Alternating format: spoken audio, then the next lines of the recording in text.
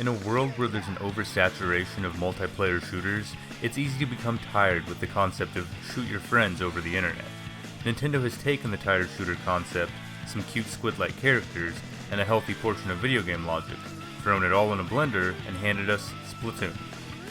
Instead of telling you to shoot your friends over the internet, Nintendo instead tells you to cover as much ground as you can in ink.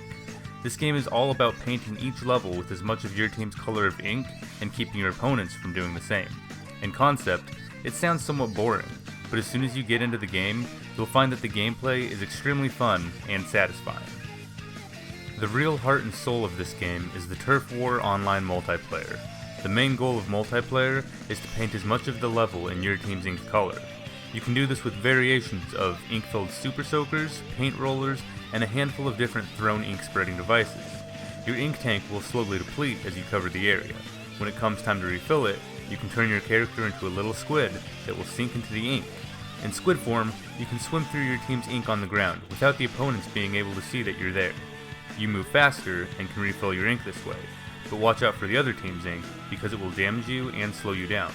You can't refill your ink in the other team's ink, and you won't be hidden if you're in squid form. Spend too much time in the other team's ink or get hit with too much of it from opposing players and you'll get taken out. This game is still about covering as much ground as you can, but that doesn't mean you can't still take out the other team's players as well.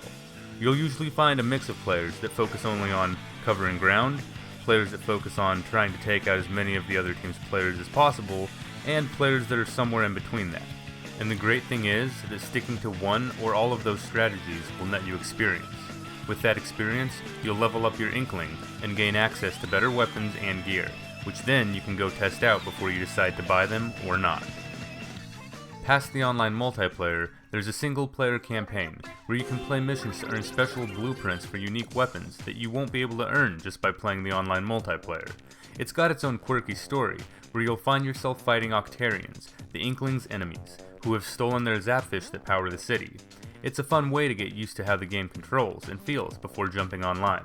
Unfortunately, you won't be able to choose which weapon you want to use during the story missions, but since you're not aiming to cover the most ground in this mode, the weapon they stick you with is fine. After you play a handful of missions, you'll be pitted up against a boss that adds a bit of a challenge and puts your skills to the test. After each of these boss battles, you'll gain access to the next area and handful of missions. Nintendo also released Splatoon-themed amiibo that you can use to replay these missions in a slightly different way to earn gear that are exclusive to these amiibo missions. There's also the option to play a 1 vs 1 mode that puts one person on the WiiU gamepad and one person on the TV using a WiiU Pro controller. The goal of this mode is to pop as many balloons as you can and keep the other person from doing so. It's a bit of a different approach, but could be just enough to get someone new to play the game and give it a try if they don't already want to. A few quick things I want to mention is that the game is best with an online connection. The single player stuff is fun, but it's just not enough to warrant buying the game for. Splatoon also makes you play with the WiiU gamepad, and you can't just use a Pro controller. I thought that this would bother me, but the gamepad is actually useful, giving you a map of the battlefield in Turf War so you can get an idea of where your team stands. You can also tap on a teammate's location to launch over to them, and when you're waiting for an online lobby to fill up, you can play a little mini-game to help pass the time. As far as the controls go, the button layout is easy enough to understand, but I highly recommend turning off the motion controls. If you leave them on, you'll be tilting the gamepad up and down to aim higher or lower, while still using the right stick to aim left and right.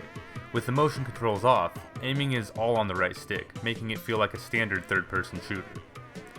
As odd and quirky as Splatoon is, it's a refreshing game that doesn't try to emulate every other shooter out there.